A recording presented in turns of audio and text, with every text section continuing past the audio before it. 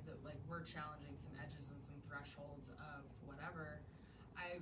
It's funny that we're talking a little bit about DO20 and GB20 because I used that with a patient the other day they belong to a different medical profession, love the work that we get to do, right?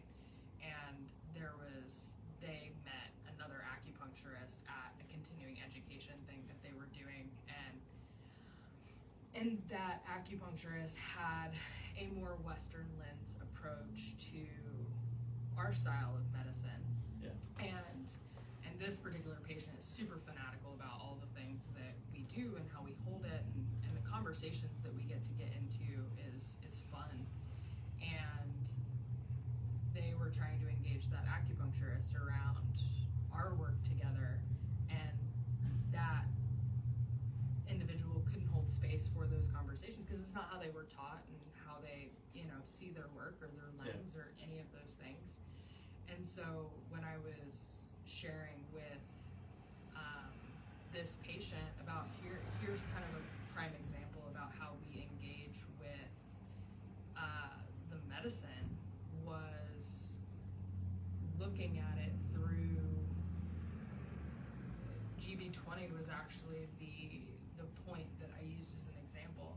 And I shared everything that I just shared that we've been talking about, right? Is like our connection to something bigger than ourselves, whatever that holds for that patient, and perspective and clarity, and really took the time to lay this beautiful picture. And they were laying on the table just like, oh, that's incredible. And I was like, do you want to know how other people potentially use that point? And he was like, how? I was like, it's great for hemorrhoids. They lost it on the table. And it is an interesting conversation of like, how can something be so, I'm going to use the word magical, right? And beautifully scripted and all of these things, and have this thing, and oh yeah, it's great for hemorrhoids. It's like, well, both of those things can be true at the same time. Yeah. Right? Yeah. As a TCM practitioner or someone who's less well versed in spirit of the point, study the physicality of the medicine. Yeah, study the physicality. If you have a patient that comes in that has hemorrhoids, don't not do GB20. Do it. It's wonderful. I do GB20 for hemorrhoids. You have done. We have done it absolutely. For like somebody comes in. We don't have to overthink it. You have this thing going on. I'm not trying to connect you to heaven today. Yeah. I'm trying to help you with your hemorrhoids, right? Like, and I think that is a piece of our medicine that can also get taken too far. Yeah. When acute cases come in, like, I want to be able to help you. Yeah. If you keep getting hemorrhoids, we're gonna have a conversation at another day around like our inability to hold. And it's what was it in school they used to talk about, stubbing your toe? I was just gonna say, right? Ruby's gonna get 2 shout outs today. I hope she listens to our stuff, or reads our stuff, digests our stuff. But I remember sitting in the class one day with Ruby, and she's like, we talked about everything being body, mind, spirit, 95%, most of it's spirit stuff. Yeah. She goes, sometimes you just stub your toe. You don't overthink it. And then she's like, don't have to overthink it. Like, they stubbed their toe. But she also followed up with, but if they continue time and time again, they continue stubbing their toe, like, then the question becomes, like, why are you not aware of where you are in space? Yeah. Like, what is it about the way you're moving through the world where you're not paying attention to it?